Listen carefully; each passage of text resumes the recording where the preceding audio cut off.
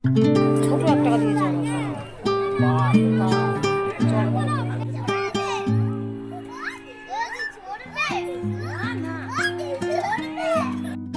নমস্কার বন্ধুরা, কেমন আছো তোমরা? আশা করি সবাই খুব খুব ভালো আছো এবং দেখছো আরাত্রিকার দুনিয়া।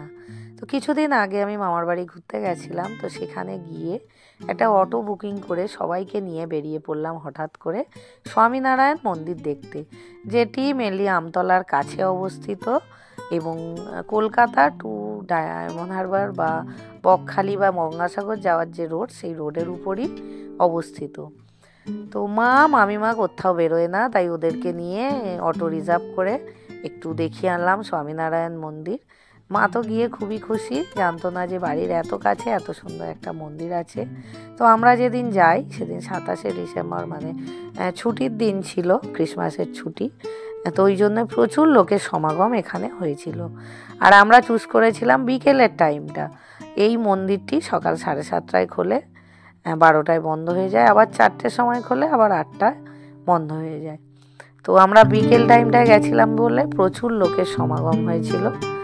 তো প্রথমে গিয়ে বাচ্চাদের নিয়ে একটু পার্কে ঘুরে আসলাম, কারণ ওদেরও মনোরঞ্জনের একটু দরকার আছে, সারাদিন আমাদের সঙ্গে থাকবে। ওদের মন খারাপ হলে তো আমাদেরও ভালো লাগবে না, তাই ওদেরকে প্রথমে একটু পার্কে ঘুরিয়ে নিলাম। আরাত্রিকা খুব এনজয় করেছে, স্লাইড চড়েছে, সিসা চড়েছে, দোলনা চড়েছে। আর আমাদের সঙ্গে আমার এক পাশের বাড়ির দাদা বৌদি, তার 2টো বাচ্চাও গেছিল। তো সবাই মিলে খুবই আনন্দ করেছি। তো ওদেরকে একটু দোলা টোলা চড়িয়ে আনন্দ দিয়ে আমরা তারপরে মন্দিরের ভেতরে প্রবেশ করেছিলাম। মন্দিরের ভেতরে যেহেতু ভিডিও বা ক্যামেরা করা অ্যালাউ নেই, তাই আমি করিনি। তো বাইরেটাই সুন্দরভাবে সাজানো, সেটাই তোমাদের দেখাচ্ছি। অনেকটা ল্যান্ডস্কেপের মতো লাগে দেখতে। এই মন্দিরে কিন্তু কোনো এন্ট্রি ফি লাগে না, জুতো রাখতেও কোনো টাকা লাগে না, টয়লেটে যেতেও কোনো টাকা পয়সা দিতে হয় না।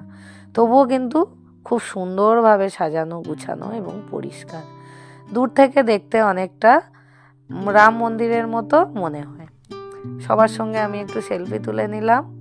এবং এই স্বামীনারায়ণ, যার নামে এই মন্দিরটি, তিনি একজন সিদ্ধ পুরুষ ছিলেন, যিনি আমাদের পুরুষোত্তম বা শ্রীকৃষ্ণের ভক্তও ছিলেন। এবং এটি বাপস মানে বোচা সন্ন্যাসী আকসার পুরুষোত্তম স্বামীনারায়ণ সংস্থা এই মন্দিরটি চালায়। ঘুরে টুরে নিয়ে সন্ধে নেমে এলো, এবার আস্তে আস্তে বাড়ির দিকে যেতে হবে। মন্দিরেরই ভেতরে একটি নিরামিষ ক্যান্টিন আছে, সেখানে সব রকম নিরামিষ খাবার পাওয়া যায়। সেখান থেকে সবাই মিলে একটু চা সিঙ্গারা খেয়ে নিলাম এবং বাড়ির উদ্দেশ্যে রওনা দিলাম। ভালো লাগলে লাইক শেয়ার কমেন্ট করো, পাশে থেকো। টাটা।